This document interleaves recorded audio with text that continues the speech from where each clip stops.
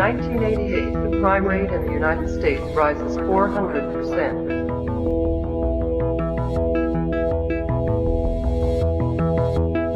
The once great city of New York becomes the one maximum security prison for the entire country.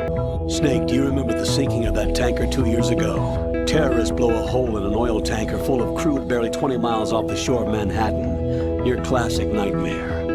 It didn't take long for the government to put an oil fence around the whole mess.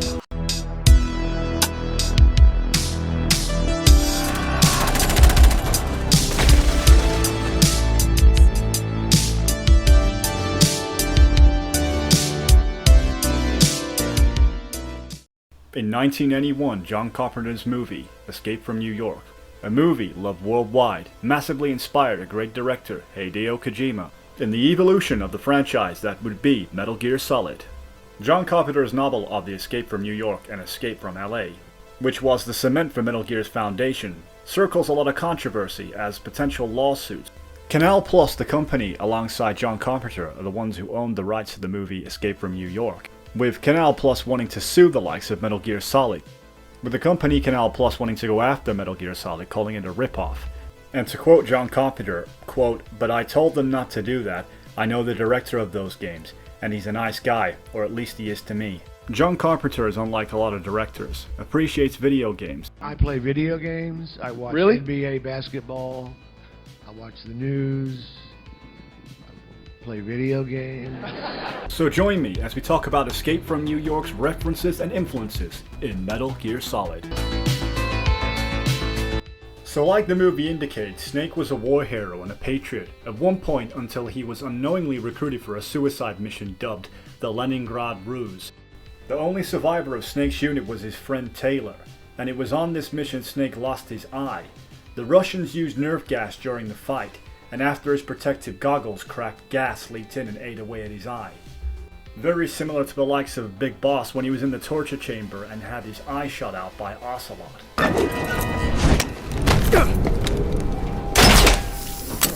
In which later Eva would give Snake his own personal eye patch, giving us the iconic look. I'm going to inject you. What did you do to me, asshole? My idea, Pliskin. Something we've been fooling around with.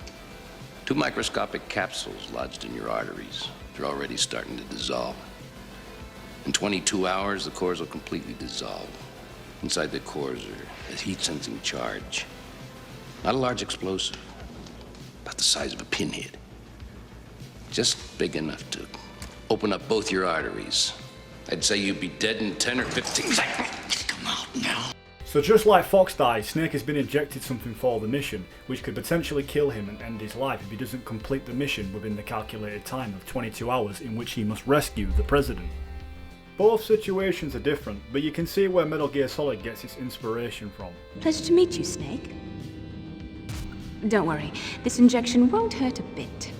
What's the shot for? What's wrong? You don't like shots? So just like Kurt Russell in Escape from New York, Snake has been injected with Fox dye, which is designed to kill him eventually once his mission is completed, and the Patriots see no further use for Snake. We'd make one hell of a team, Snake. Name's Pliskin. And the iconic Pliskin is known also in Metal Gear Solid 2, when Solid Snake tries to hide his identity. Name is Pliskin. Iroquois Pliskin. Lieutenant Junior Grade. President of what? That's not funny, Pliskin. You go in, find the president, bring him out in 24 hours, and you're a free man. So just like the main mission objective in Metal Gear Solid 2 is Raiden, your objective is to rescue the president, just as it is here in Escape from New York. In Escape to New York in 1997, while flying, President John Harker to a peace summit in Hartford Air Force One is hijacked by a terrorist.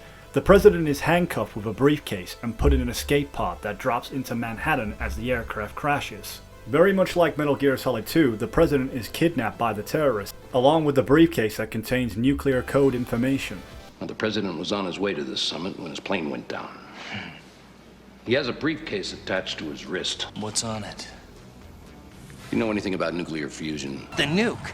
They have a nuclear weapon with them? You didn't find their continuing presence here unusual?